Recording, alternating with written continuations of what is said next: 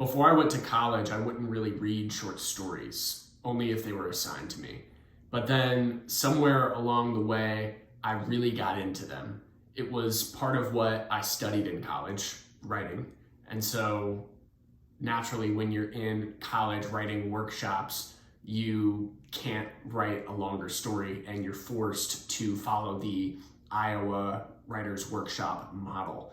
And so I guess maybe that's really where I kind of turned the corner and started to read more short stories than novels. And that was how I read for years. It wasn't until a couple of years after graduating that I reverted back to reading more novels than short stories as far as how I spend my reading time.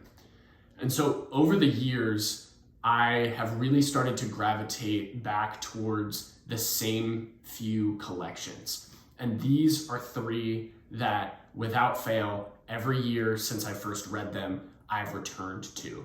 And so I think there's something to that in and of itself, but also I think each of these three collections are widely appealing and they're written fairly plainly, so there's not much that you have to wade through.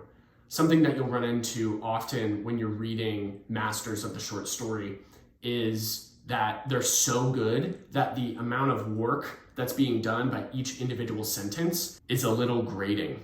You won't really be able to get full enjoyment out of a story on first read if you're not really used to reading super tight fiction. And so I wouldn't put these stories generally in that category, although there are some that require you to do a little bit of work, but I think the reward on the other side of that work is well worth it. Fiction in general rewards patience. So the first of these recommendations is the one that I remember coming across first because I was assigned two of these short stories in a writing workshop, realized, oh my God, these are by the same dude. Okay, I need to figure out where they're coming from. And lo and behold, they were from the same short story collection. So that collection is Jesus' Son by Dennis Johnson. He would go on to become one of my favorite writers. He still is. What's so beautiful about Jesus' Son is, well, a lot of things. The two stories that I was assigned in that class were Work and Emergency, which if you're familiar with this collection already, you'll know those are two of the standouts for sure. They have a full narrative arc. And in particular, there's this character in Emergency. He's an orderly at this hospital that the main character, who's also the narrator of all of these stories, a guy who very closely resembles Dennis Johnson. Anyway, the narrator's working with this orderly at a hospital, and that character, for whatever reason, I just need exposure to every now and again. And so I'll think of him and go back to this collection as a result. Last note about Jesus' Son is that the whole collection has a loose narrative arc. And so even though some of the stories are told a little bit out of order, like pretty much all great short story collections, at least ones that are told in the first person, this one reads almost like a novel. And for that reason, I think it makes it a lot more widely accessible. I really don't know why this isn't more popular than it is. Among certain circles, I think this is known pretty well, but for whatever reason, I don't hear it mentioned that much, just kind of by the general public. I distinctly remember reading this next short story collection right after I graduated college. I didn't have a job yet, and I was about to go on a trip with some friends, and I came across What We Talk About When We Talk About Love by Raymond Carver in a bookstore, and it was the perfect fit for what I was looking to read. It was fairly short. I'd read a couple of his stories before, but never a complete work, and so I went ahead and picked it up. Each of these stories is very spare, and it gets at more or less the heart of what's depressing America. Each of the stories on its own is a real heavy hitter. I don't think there are any stories in here that don't really make you think about kind of the average person in small town America. And even though these stories were written a really long time ago at this point, like 50 years ago, they still, for whatever reason, have so much modern relevance.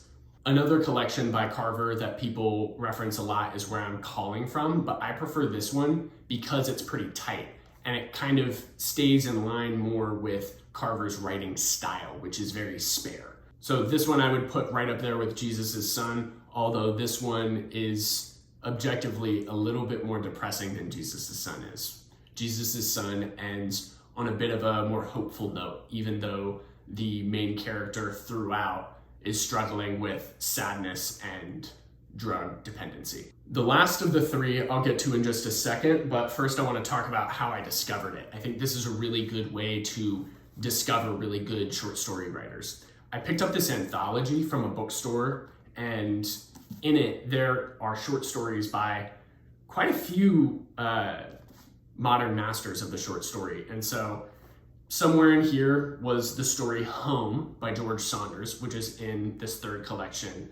So I read Home in here, loved it, reread it a few times, and then figured, what the hell, I better go ahead and get the collection. And so went ahead and picked that up. More so than Home, though, the story that's stuck in my head now is Escape from Spiderhead. This one's a lot lighter than the other two. George Saunders' style is super addicting. He's a popular modern writer for a reason.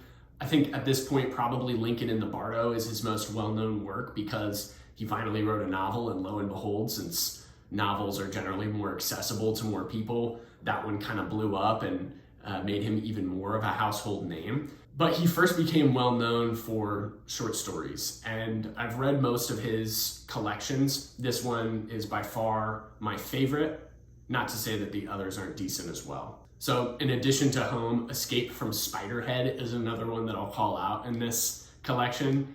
It's got a little bit of a science fiction bent to it, even though George Saunders is solidly in kind of the literary fiction category.